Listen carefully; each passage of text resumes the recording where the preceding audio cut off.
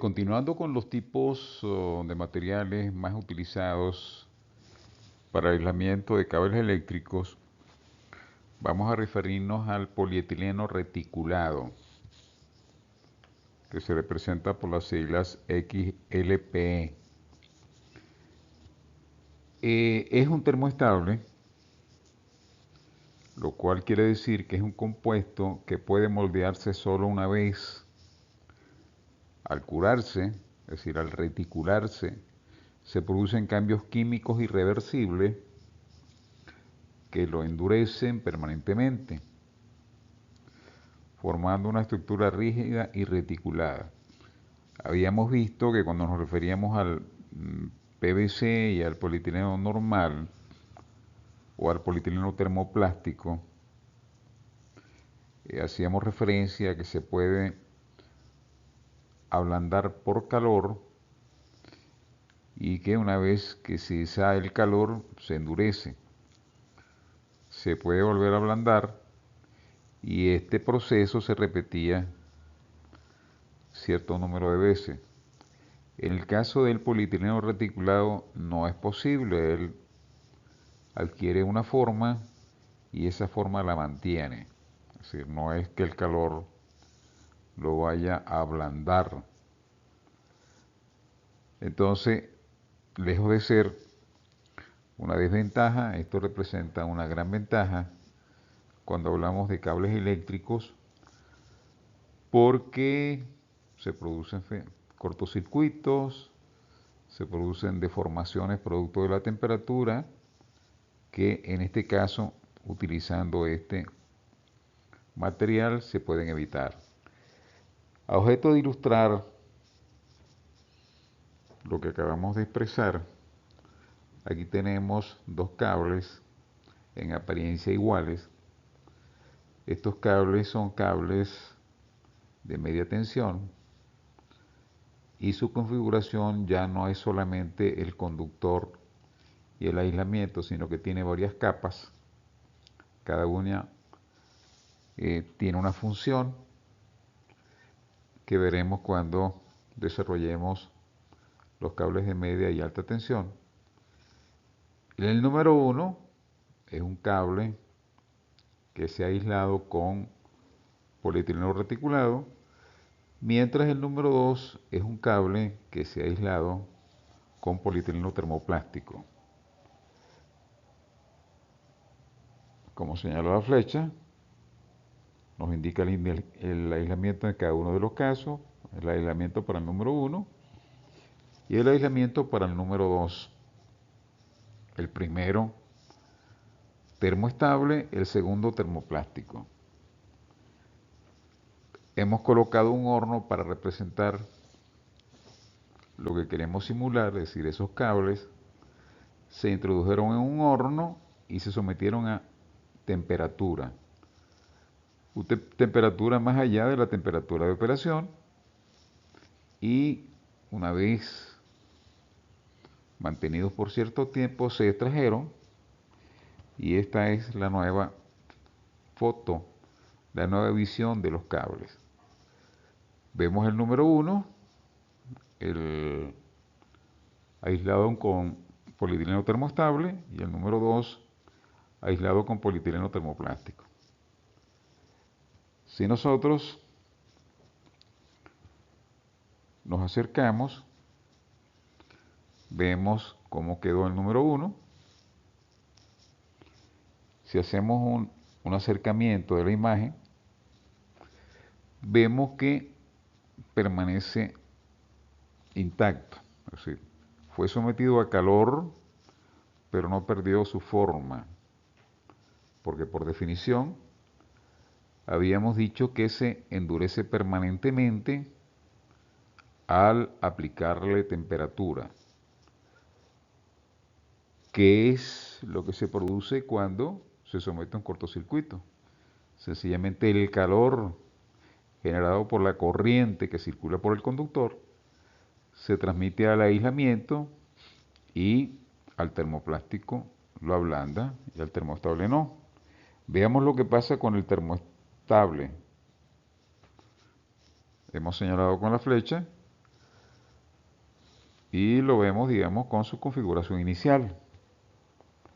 Si nos vamos al termoplástico, lo vemos deformado, vemos que hay un goteo hacia la parte inferior. ¿Por qué un goteo? Porque el aislamiento se ablanda y se desplaza, pues, por efecto de la gravedad. Si tomamos un close-up, lo podemos visualizar de una manera más directa y vemos que sí que se deformó. Si vemos, digamos, lo que aparece aquí como la cola del cable, vemos, digamos, que se ha derretido y el cable ha goteado. Un close-up del cable nos muestra lo que acabamos de expresar. Perdió completamente su forma y vemos que evidentemente como aislamiento eléctrico ya no funcionaría, es decir, ese cable ante un evento, ante un cortocircuito, perdió su capacidad aislante, se deformó, no mantiene el aislamiento adecuado como para que pueda seguir operando. Ahora bien, veamos qué es este polietileno reticulado. Es sencillamente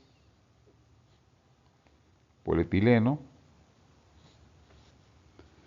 que al someterlo a temperatura, conjuntamente con un compuesto químico o con un elemento químico que se llama peróxido,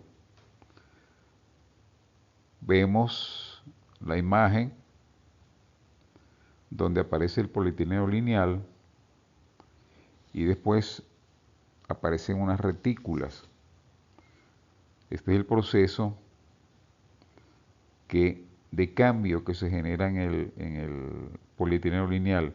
Ya no es lineal, sino que adquiere una forma tridimensional. Es decir, hay el hidrógeno o algunos átomos de hidrógeno se desprenden y entonces se produce un cruce y una unión entre carbono y carbono que le da una serie de propiedades adicionales que vamos a mencionar. Aquí está la ecuación donde vemos que el polietileno más el peróxido más el calor da origen al polietileno reticulado y otra cantidad de elementos que pudiesen ser nocivos y que cuando hablamos de alto voltaje hay que prestarle mucha atención porque podrían traer consecuencias para el aislamiento, porque está sometido, digamos, a alto voltaje. En el caso a que nos estamos refiriendo, que son cables de baja tensión, este efecto no tiene ninguna trascendencia y como tanto no puede ser considerado como un obstáculo. Entonces vemos que esta ecuación, partimos del polietileno como tal, el que conocemos o el que hemos hablado, más peróxido, más calor me da el polietileno reticulado, que es el XLPE que tenemos en esta ecuación, más una serie de elementos que no van a ser motivo de análisis por ahora. ¿Cuáles son las ventajas o cuáles son las propiedades de este polietileno reticulado para cables eléctricos? Bueno, veamos. No se ablanda ni se funde. Es decir, hay una sobrecorriente que origina una sobretemperatura en el cable. Un termoplástico tendería a deformarse. Él, afortunadamente, no lo hace. Y eso permite mantener la integridad del cable. Otra propiedad importantísima, aumenta la temperatura de operación. Cuando hablamos del polietileno normal, hablábamos de 75 grados. En este caso pueden ser alcanzados 90 grados de operación continua. Otra propiedad que es importantísima, alta estabilidad térmica, soporta hasta 250 grados en un cortocircuito. Es decir, cuando hay un cortocircuito, como sabemos, se genera una corriente elevada que a su vez produce por efecto Joule una cantidad importante de calor que se transmite al aislamiento, y en este caso, como puede soportar 250 grados por un periodo de tiempo muy corto, pero lo puede soportar, no produce daños en el aislamiento. Bajas pérdidas. ¿Sí? Cuando hablamos de la eficiencia en la transmisión de energía eléctrica, habíamos comentado que son importantes las pérdidas, o podrían ser importantes las pérdidas en el aislamiento, y que éstas deben reducirse al mínimo. Este compuesto cumple con esa función. Alta estabilidad a la corrosión. Siempre, como hemos comentado, los cables pueden estar expuestos al efecto corrosivo del medio, y este compuesto tiene una alta estabilidad a esa corrosión. Alta resistencia mecánica. Es lógico que los cables eléctricos, y de hecho en la medida que son más gruesos, que los conductores son de mayor calibre, tienen que soportar mayor resistencia mecánica. Este compuesto se comporta muy bien frente a esfuerzos mecánicos. Y por último, aquí tenemos para bajo voltaje o para baja tensión los cables que comúnmente se hacen con él. En este caso los XTU, que han reemplazado a los TTU, porque los TTU se aislaban con polietileno termoplástico, mientras que estos se hacen con polietileno termoestable, que como acabamos de ver, tiene una serie de bondades y una serie de ventajas sobre el termoplástico. Con esto, digamos, damos por cerrado el tema de el polietileno reticulado para cables de baja tensión.